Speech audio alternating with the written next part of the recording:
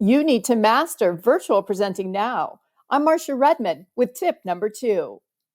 You need to project the same level of professionalism and authority in this environment as you would have when meeting in person with clients or other people important to your work.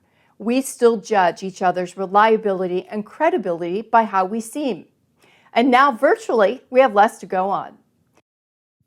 Hello, where are you looking? Tip number 1, make eye contact. This is hard to do at first, but it is crucial to connecting. Look directly at the eye of the camera. To make it easier, imagine you're talking to one friendly person. Do you ever seem disinterested or bored? Having low energy in the virtual environment may be perceived as not caring or not being engaged.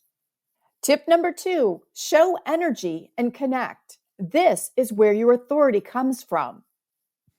Move around, change your posture or your place to get your energy up.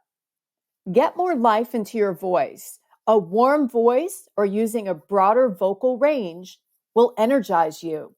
Are you rambling or winging it when you present virtually? Stop that. It's very easy to become distracted in a virtual setting. Tip number 3, keep attention by making short, clear points. Bullet what you will say. Use an overt structure. Use structure words like there are 3 points, the first, the second, the third.